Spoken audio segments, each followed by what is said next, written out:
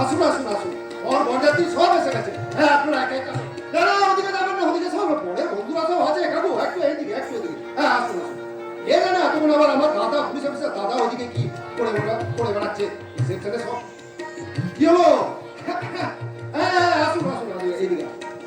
হ্যাঁ, কি ব্যাপার? দাদা আবার ওদিকে কিছু গন্ডগোল করলো না তো? আমার হচ্ছে যত ব্যথা, মাথা ব্যথার কারণ আর খুঁজে পাচ্ছি না। কখন যে কি করে বসে সব সময় খালি তুই এখানে আর আমি না তোকে সারা বাড়ি খুঁজে বেড়াচ্ছি। যা ভেবেছি তা। কি হবে কি বলো? আরে কি হয়নি তাই বল। কেন? গৌরীর মুখে হাসি নেই। বর আসার পর থেকে মেয়েটা শুধু কেঁদেই চলেছে। আরে বাবা, ওরকম বিয়ের দিন হয়, তুমি কিছু চিন্তা করো না, আমি এখনই তোমাকে গিয়ে বুঝিয়ে বলছি। হ্যাঁ, কিন্তু এদিকে কিন্তু অনেক লোকজন চলে এসেছে, তুমি কিন্তু একটু ভালো করে দেখো দাদা। আরে বাবা, পুলিশ এখানে খোলা হবে কিন্তু আমি আজ জানিস মতো যা পারছি না, সমস্ত পারছি না। অনেক চেষ্টা করেও আমি এখন নিজেকে সামলাতে পারছি না।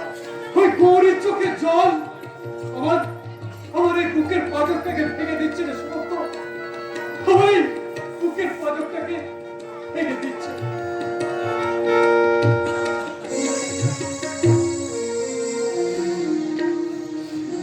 বলতে পারছি না, বলতে পারছি না, কিছুতেই বলতে পারছি না। চোখ বুঝলে তোমার সব স্মৃতির কথাগুলো আমার চোখের সামনে কেমন যেন ভেসে ওঠে, কেমন যেন বড় মধুর কাছে কবু বড় মধুর কাছে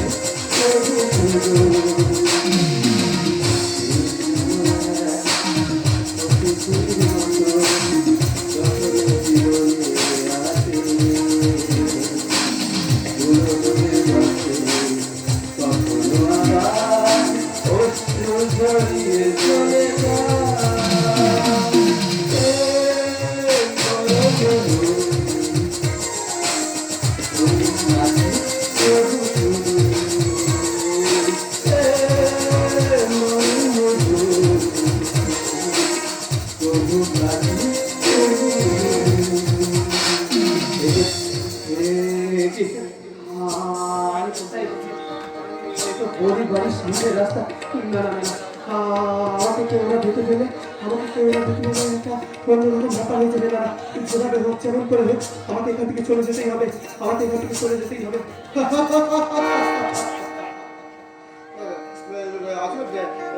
এখানে আমি না আসলে কোনো উপায় ছিল না, বুঝলি, আমি না আসলে কোনো উপায় ছিল না। গৌরী আমাকে যেভাবে আমন্ত্রণ করছিল না, আসে আমার কোনো উপায় ছিল না। একদম করবে না আজকে দিনে কি দুঃখ করে আজকে তোমাকে বিয়ে, আজকে একদম দুঃখ করবে না। দাঁড়া দুদিনে মিলে একটু শিকার কেমন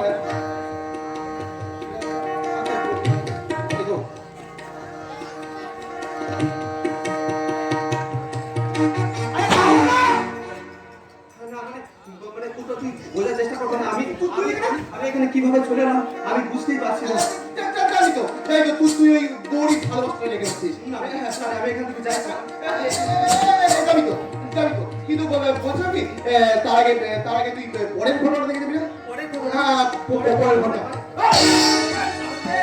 তুই সব করে কি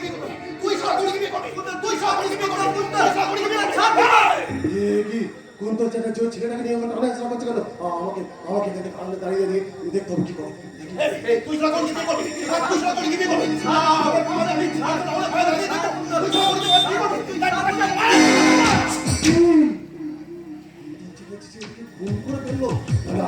আমি আজ থেকে গিয়ে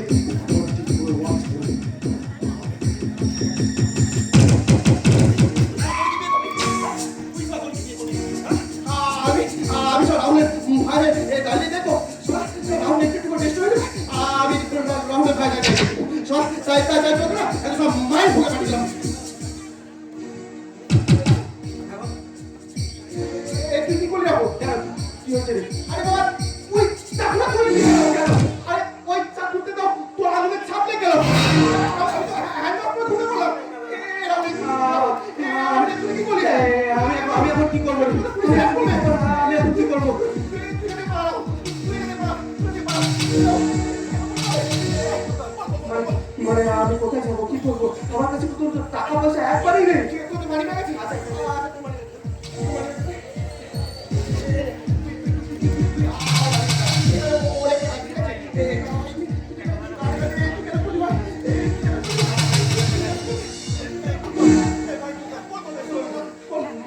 একটু বুঝিয়ে বলবি আমি কিন্তু ফোনটা করিনি না আমি কিন্তু ফোনটা করিনি আমি কিন্তু ফোনটা করতে যা তুই যা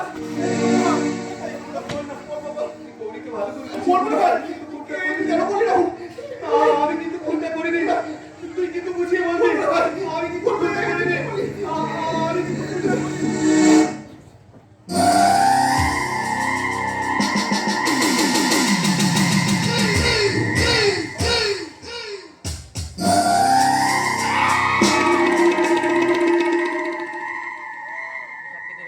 একটাকে ফিনিশ করলাম আর একটাকে সারা এলাকা সাথে এবার গৌরীটাকে আমি সারা নিশ্চিন্তে খাবো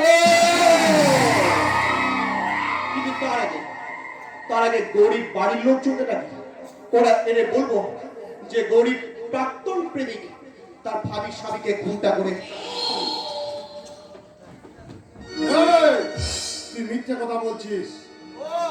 তুই তাহলে সব দেখেছিস হ্যাঁ আমি নিজের চোখে দেখেছি যে তুই ওকে খুন করে তোর দাদার নামে দোষ চাপাতে চাইছিস।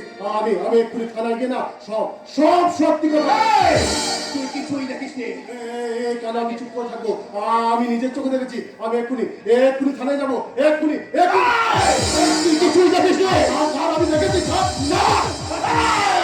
তুই কিছুই দেখিস নি আমি দেখেছি তুই কিছুই দেখিস নি আমি দেখেছি বলছি। তাহলে শোন এই কথা যদি কাজ প্রকৃতিতে পায় তাহলে তো ফুলের মতো মেয়ে ঝুমাটাকে আমি চিরদিনের জন্য পৃথিবী থেকে সরে তোর ছেলের মতো বিশালটাকে আমি পৃথিবী থেকে আউট করে সূর্যোদয় পল্লীতে আমি চিরদিনের জন্য সূর্যাস্ত নামিয়ে দেব। তাহলে বল তুই কিছুই দেখিস নি আমি কিছুই দেখিনি। এবার কাঁদতে কাঁদতে বল আমি কিছুই দেখিনি। এবার বাবা হাসতে হাসতে বল আমি কিছু দেখিনি। এবার কাঁদতে হাসতে বল আমি কিছুই দেখিনি।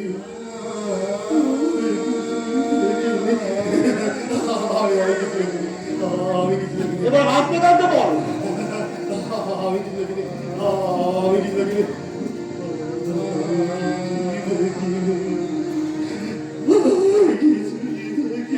এবার বলতে বলতে যা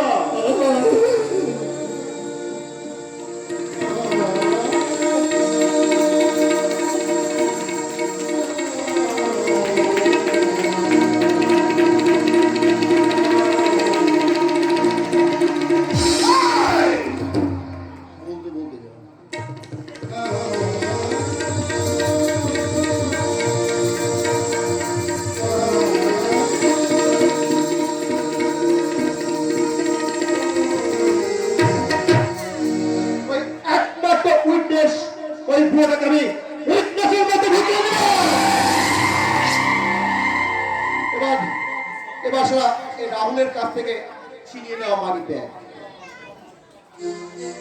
বাবা এতে রাহুলের সুন্দর একটা ছবি আছে। এটা আমি ওই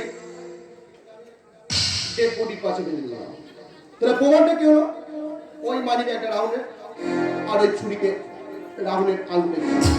তাহলে প্রমাণটা হলো সারা খুনটা রাহুলই করেছে।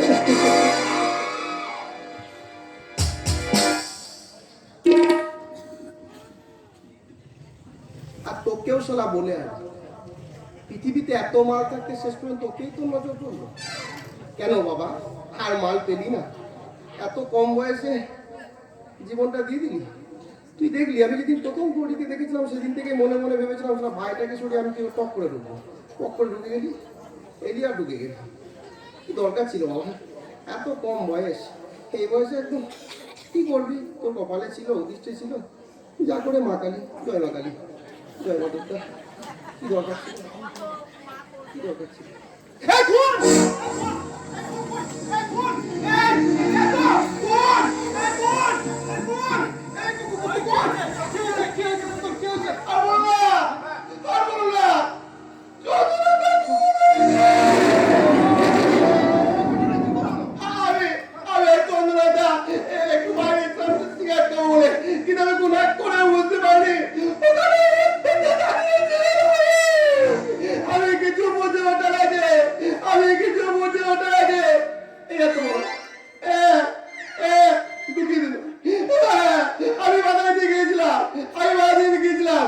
এই বিশাল চেহারা আমাকে ধাক্কা মেরে মেরে দিতে পায়ে বড্ড লেগেছে গো।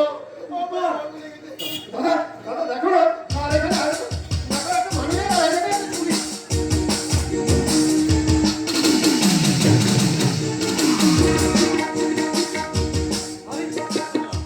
এখানে তো রাহুল চ্যাটার্জি চলে আসছে। শয়তান রাহুল চ্যাটার্জি।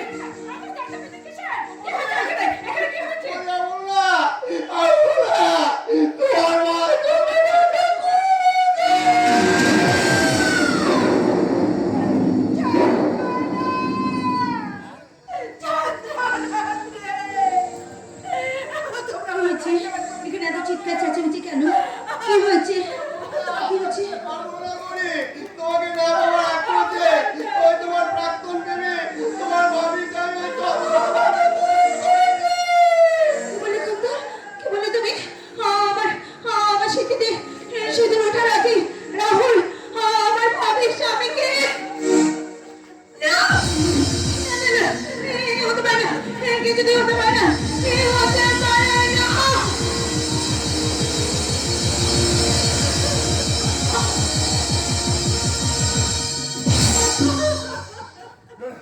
না না দাদা আমি যাচ্ছি।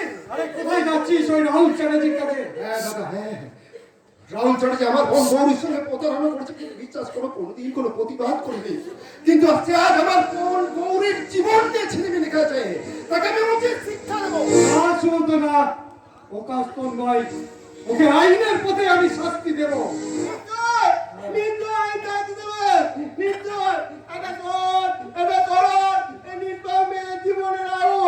অন্ধকার রাত্রির আমি দিয়েছে আমি শাস্তি চাই।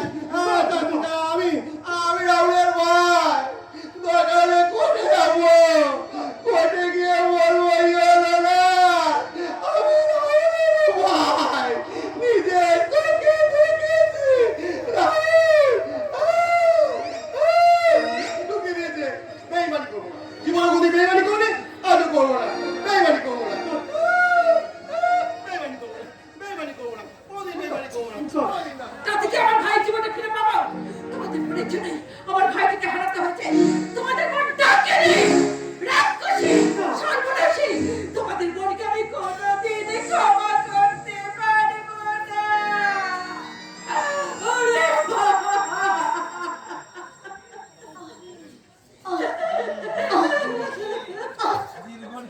দাদা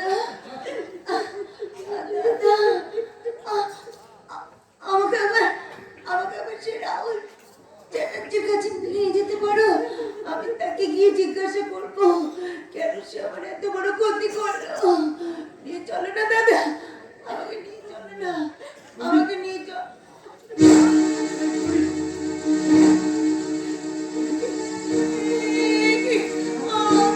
আমি চোখে দেখতে পাচ্ছি না কেন? আমি কিছু চোখে দেখতে পাচ্ছি না। না না, আমি তোমাদের কাউকে দেখতে পাচ্ছি না, আমি তোমাদের কাউকে দেখতে পাচ্ছি না, আমি কাউকে দেখতে পাচ্ছি না গো। বিশ্বাস করো আমি কাউকে দেখতে পাচ্ছি না। তবে কি আমি অন্ধ হয়ে গেলাম? কান্না তোমার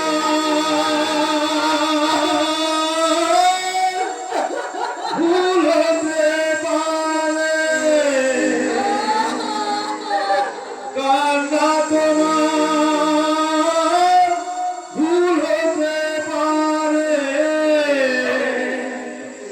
যদি দয়া করি দয়াময়, যদি দয়া করি দয়াময়, কান্না তোমার